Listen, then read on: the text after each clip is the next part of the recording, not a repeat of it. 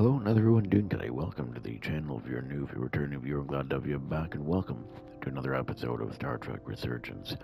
Before we get started, I do want to apologize and say that I noticed that the dialogue was kind of quiet compared to me talking.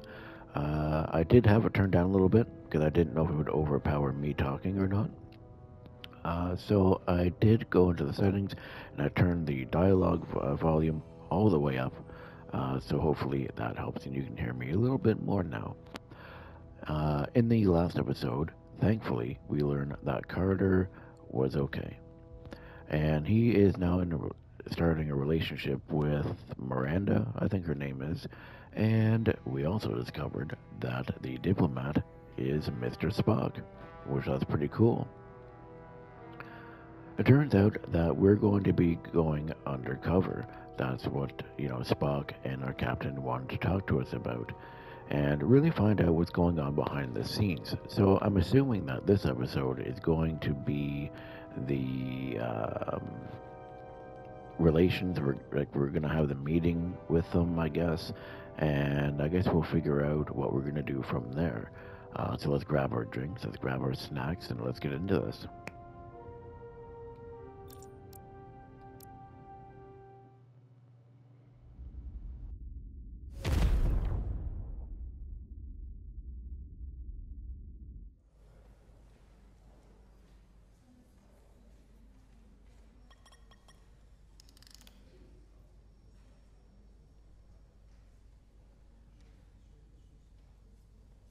Mr. Diaz, I understand you have already discussed the warp drive failure with Ambassador Spock? I have. It is imperative that the Ambassador's shuttle be flight ready. I need you both to ascertain the root cause of the system failures he encountered. I'm surprised, Commander. I thought you would have wanted to work on Ambassador Spock's shuttle yourself. I respect the Ambassador and his many accomplishments, but I do not derive any satisfaction from interacting with his shuttle as if it were somehow transubstantiated through its association with him. Especially when I have the entirety of this starship to concern myself with. Do you enjoy doing anything? I am not the chief engineer of this shuttlecraft. Do you enjoy doing anything? Commander Chovak, is there anything you do enjoy?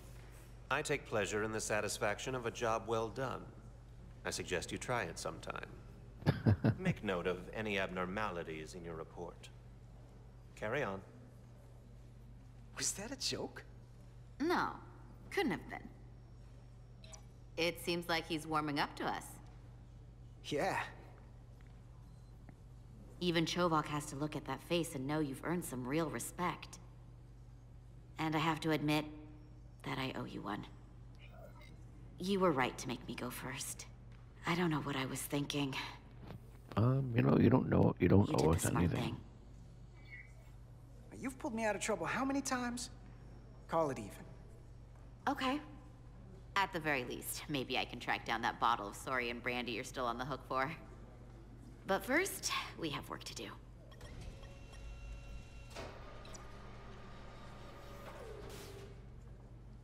Ready to go? All set. Let's run the diagnostic. Okay, so how do we do this? Oh.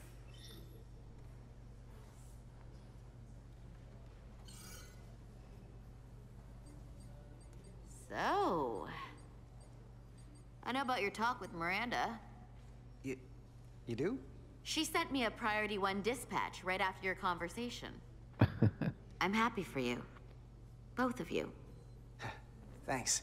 But I'm only going to tell you this once. Don't screw this up. Because I would be very unhappy if you tried this out and then, I don't know, 6 weeks or 6 days later, I have to start splitting holidays between the two of you. All because things went south and you're not on speaking terms. That just isn't gonna work for me.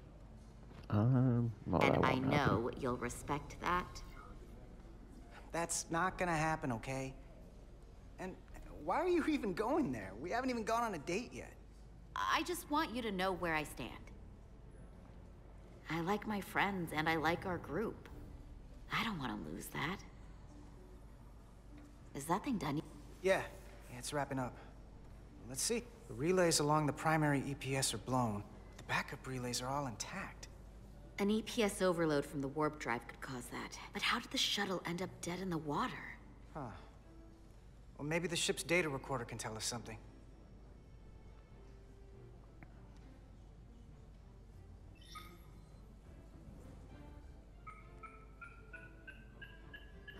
Here. They were only about 8 minutes from their plotted warp point. No faults, just those warnings. What are they?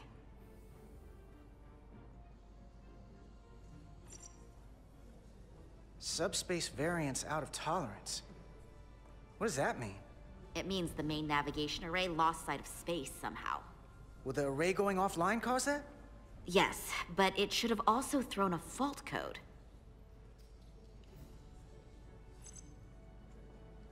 The warp field became inverted suddenly. I've seen this happen when the center warp coil cracks. A cracked warp coil throws a fault code. Still, we should take a look. Okay.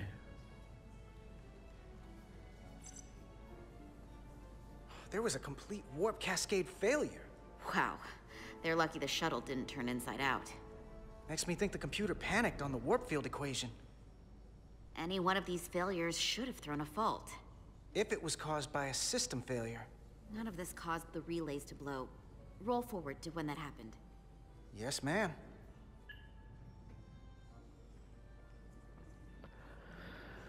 Okay, let's see.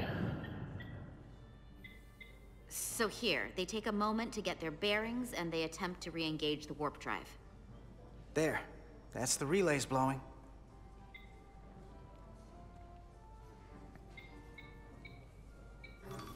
And look, there's another warp system alert.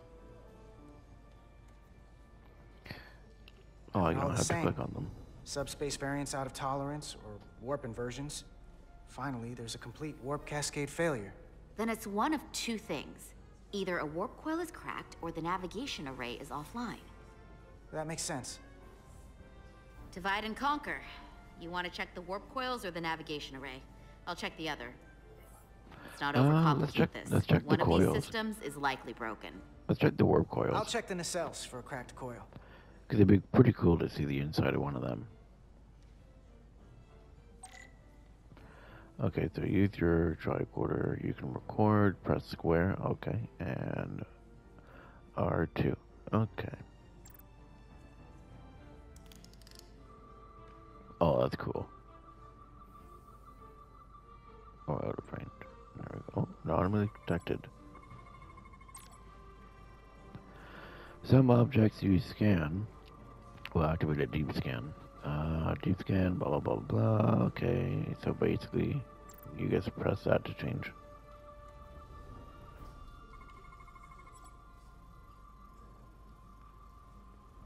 Yeah, okay, let's try this.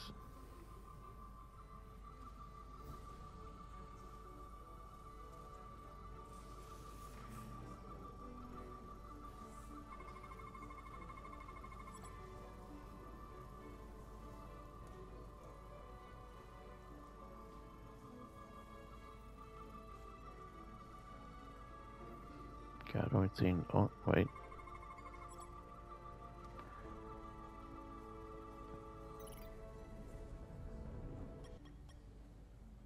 I checked every coil on the port nacelle for imbalances.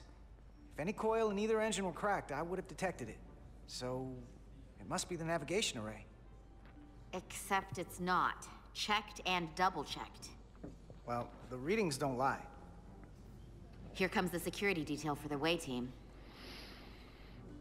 Okay.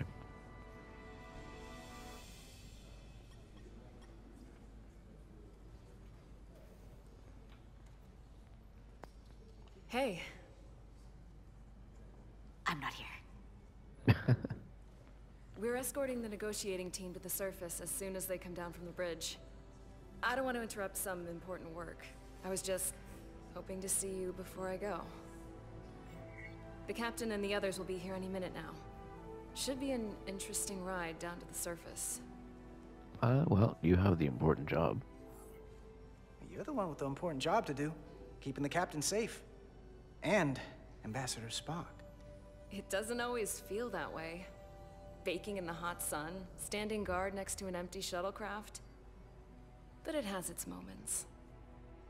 Hey, Maris. Aren't these those button pushers you're always hanging out with? And you're the phaser jockeys we always beat in Parisi squares, right? All aboard for Hotari. That another one of the captain's railroad things? Gotta be.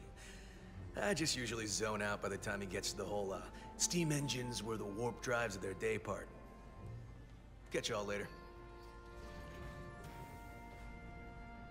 You don't want to miss your train. I do have to go.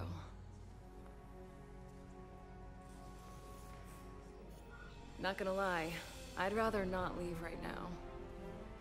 More important things on my mind. Come back safe. Do me a favor. Come back safe. Deal. Because we don't want to do kisses yet. Because like he even said, we haven't even done our first date. And we don't want to screw things up, so.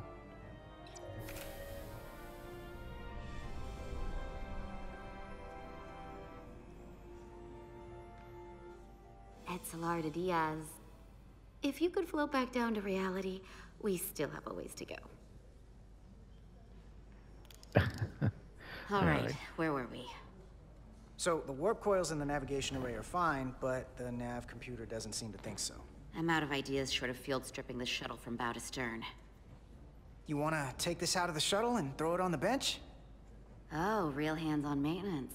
I like it. Okay, the nav computer is patched into the ship. The ship's computer can double-check our work. If the shuttle's nav computer is putting out false data, we'll know it. Let's run through the shuttle's logs again. Running now.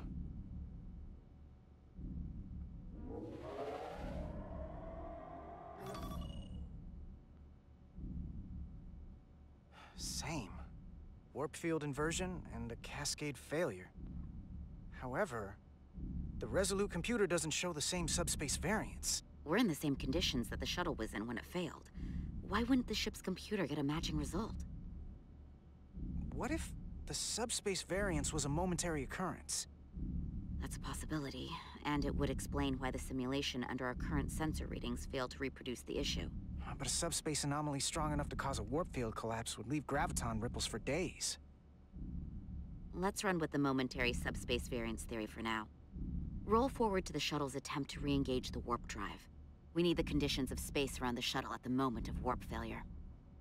Resuming simulation. Okay.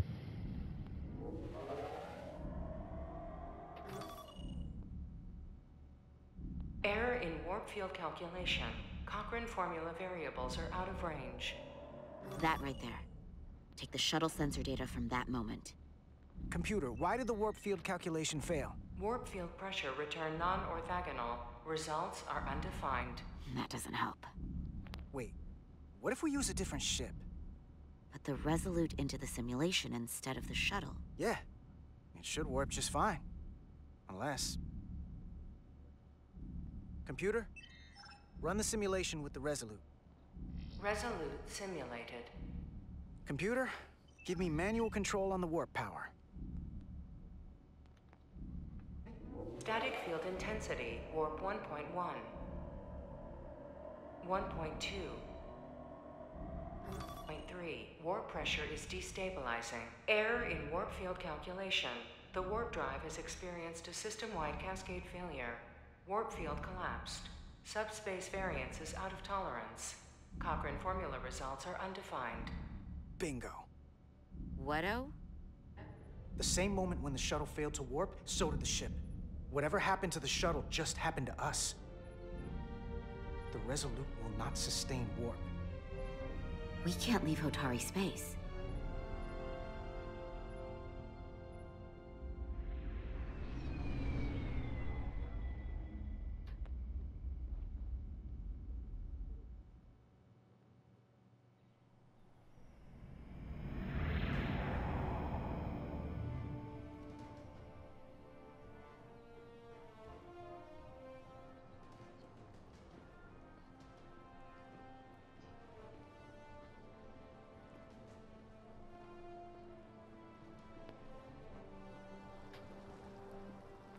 Ambassador Spock, Captain Solano, welcome to Hotari. We are honored you have come. My name is Tylos Altaris, Minister of Diplomatic Affairs.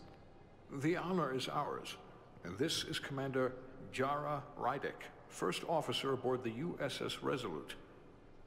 You'll find she has a keen mind, and unique insight into the dynamics between the Hotari and the Illidians. We're honored to be here. We are honored to be here, as representatives of the Federation. I'm so glad. These must be the representatives of the mighty Federation, the reigning authority in the galaxy. Or so we've been led to believe. Whether that's true or not remains to be seen. But, either way, we're grateful you've made the time to come to our little corner of the universe. And you are? This is Galvin, and this is Citron, the heroes of the revolt in the mines.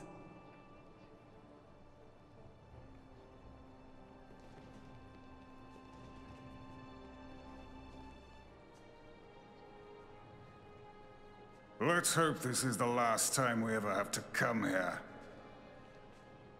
If you'll excuse me.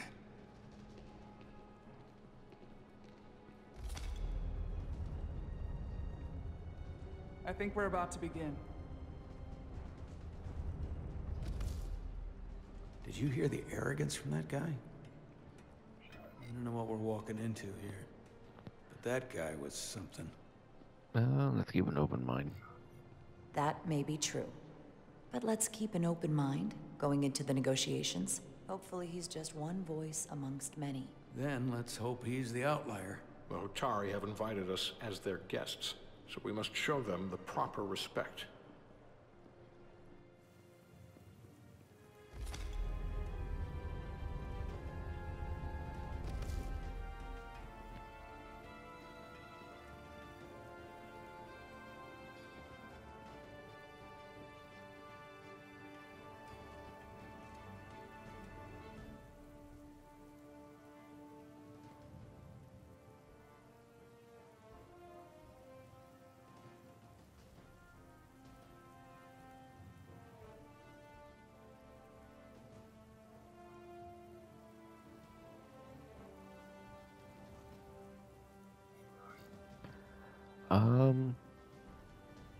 Difference or strength? Strength, I guess. But I also don't want to be disrespectful.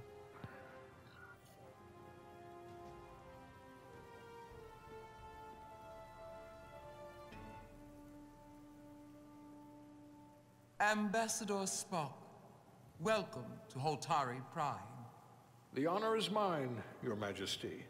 That the Federation would send one of their most respected representatives is not only an honor to the Hotari people and their queen, but a recognition of our stature and importance. Let's get on with it, shall we?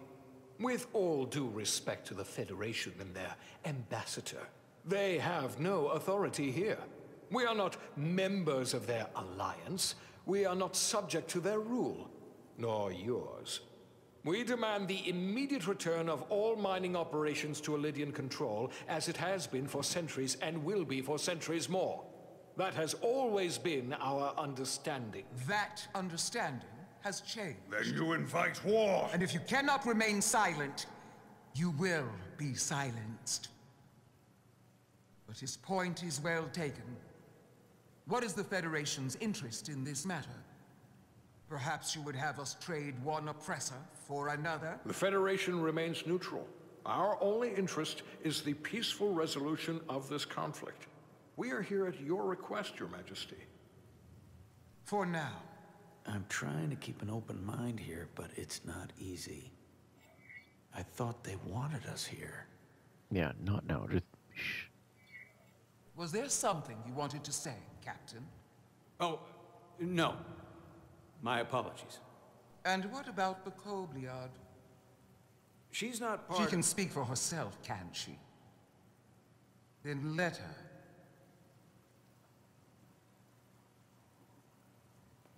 Well, he just got told.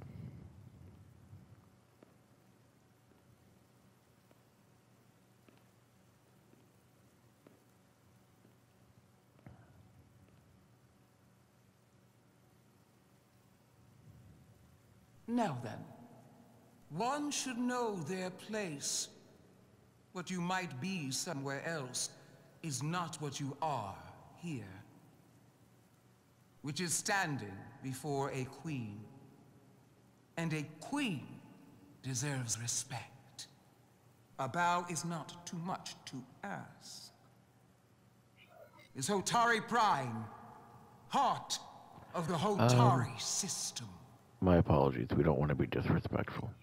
My apologies, Your Majesty. I meant no disrespect. Better. You are Kobliad. Your people suffered brutal treatment at the hands of the Cardassians. Their injustice towards the Kobliad is as unimaginable as it is unforgivable. Not unlike how we have been treated by the Elidians. As much as they'd have you believe they are the victims here, remember it was the Hotari who attacked us. Hundreds of innocent Elidians were slaughtered without mercy in those mines. The blood is on their hands, not ours. Quiet! If after all the Kobliad suffered, you finally had the chance to right that wrong, to get out from under their control, would you take it? Or would you negotiate a peace? Ah, that's an awkward thing. See, I don't want to say I would right the wrong, because that's basically saying, yeah, I agree with you attacking. Seeking peace kind of takes their side, right? The other guy's side.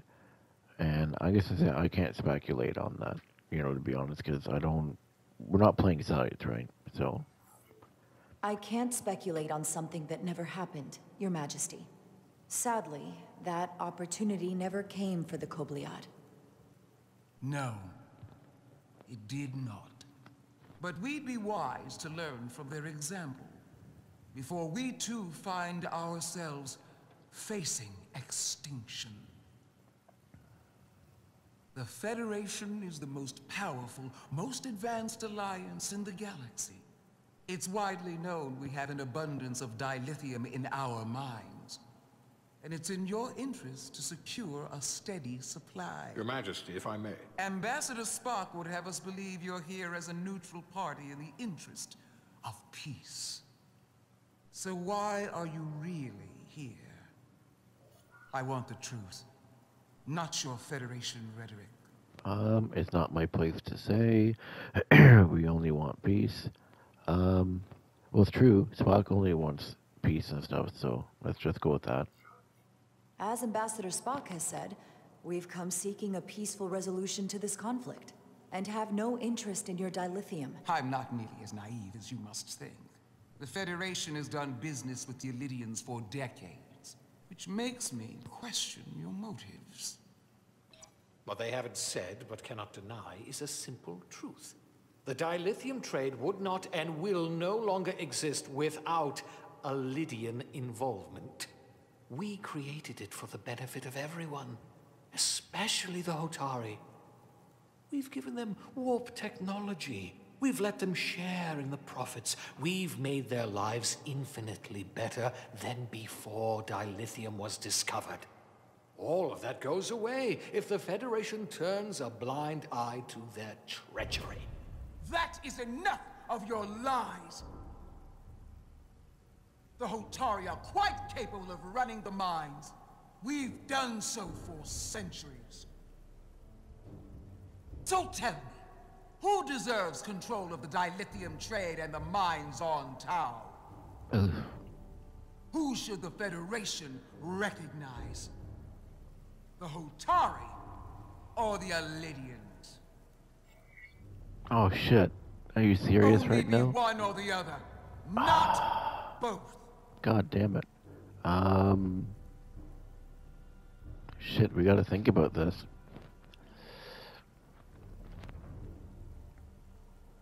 Oh my god. Because if we say the Elidians, obviously the Queen's gonna be mad, and that's gonna make things harder for us. If we do the Hotari, then obviously the other group is going to be mad. Either way, it's going to be a terrible thing. Oh my god. I don't know why. There should be a third option that says, you know, basically you don't want to give an answer or something. Oh shit.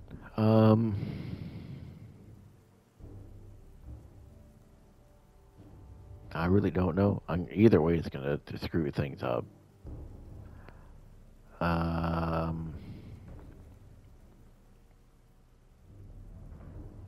Man, I don't know. This is actually a really hard decision.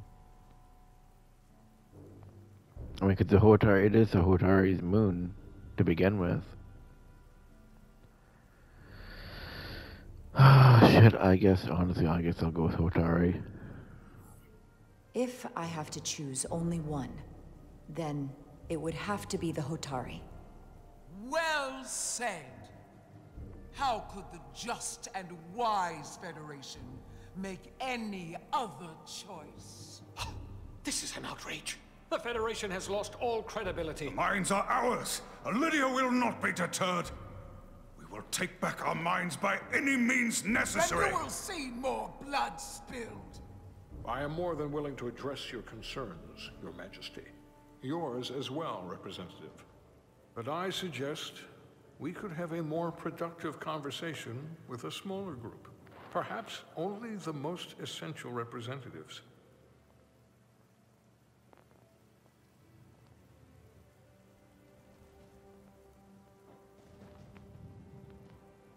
I suppose there is some sense to that.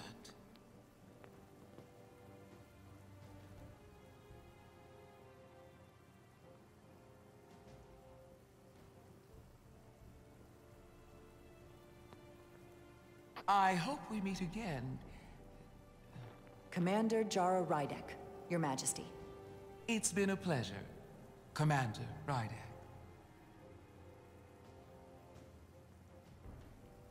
Either way, we screwed up. Yeah, Captain's pissed. Oh, shit. Spock and I will cover everything on the diplomatic front. You make nice with the locals and see if you can get some answers. We need to find out why the Hotari are so willing to risk war. What happened in those mines? Or maybe he's not mad? Okay. Okay, so we have a few minutes left. I guess what we'll do is we will end the episode here. I guess I want to see something really quick and see what happens here. If I click on this, will it... I don't have to do the whole... Okay, good. Okay, perfect. So I'm going to leave this episode here. The diplomatic thing... It didn't go terrible, but it definitely could have gone smoother. We were definitely put on the spot there. Like I said, I kind of wish there was a third option to pretty much say, like, hey, look, you know, I'm not the one to be asking this kind of question. But we had to choose, and ultimately I picked the Hotari because it is their mine, and the other group were exploiting them. So, but either way, it was a difficult choice. If you did like today's episode, feel free to leave a like, comment, subscribe, all that fun kind of stuff. And I will see you guys in the next episode of Star Trek Resurgence.